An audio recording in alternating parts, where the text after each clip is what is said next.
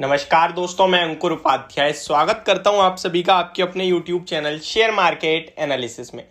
दोस्तों, कल मैंने आपके लिए एक वीडियो बनाई थी। टाटा ग्रुप ने किया बड़ा धमाका और 7 कंपनी को करा एक कंपनी में मर्ज, यानी 7 कंपनीज मिलकर अब एक कंपनी रह गई। तो काफी सारे लोगों को शायद कुछ ज्यादा समझ नहीं आया, यानी कि कुछ बहुत सारी क्वेरीज रह गई हैं।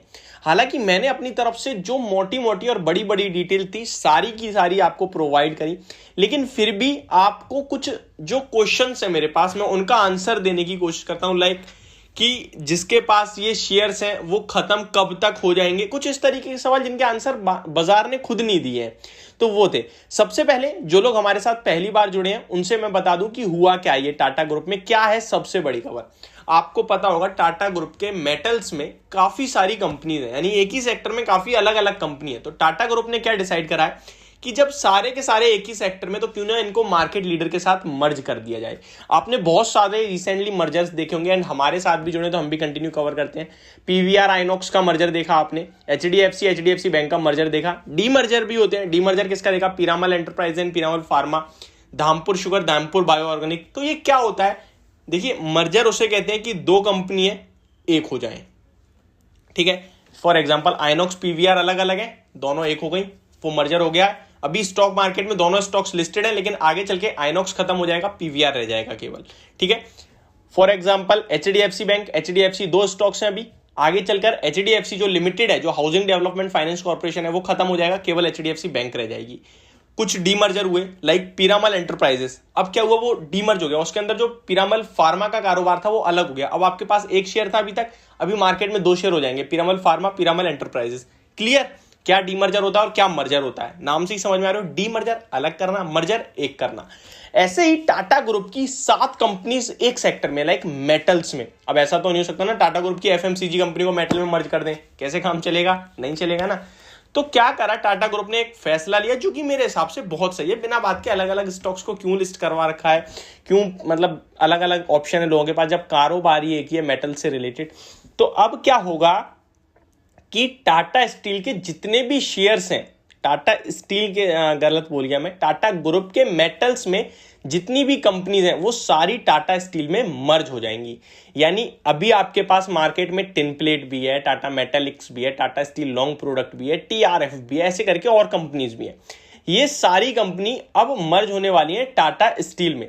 कल के सेशन में आपने काफी बड़ा एक्शन भी देखा। अब जो ये छोटी कंपनीज है ना, like TRF, Tata steel long product और टाटा मेटालिक्स, ये टिन प्लेट, ये कंपनीज बहुत ऊपर है, हायर वैल्यूएशंस पे है टाटा स्टील के कंपैरिजन से।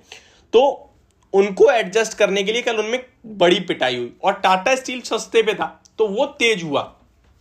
ठीक है, अब ये दोनों की इक्वेशन जो वो सेम होगी, अभी हो सकता है 2-4 दिन में एडजस्ट हो जाए। इक्वेशन सेम मींस अगर टाटा स्टील 1% बढ़ रहा है तो ये बाकी के भी 1% ही बढ़ेंगे, उससे ज्यादा मूव नहीं होगा। हो सकता है थोड़ा बहुत 19-20 हो जाए, लेकिन मोटा मोटा सेम ही रहेगा, गिरेंगे भी सेम, बढ़ेंगे भी सेम, क्योंकि डायरेक्टली इनडायरेक्टली एक हो चुके हैं।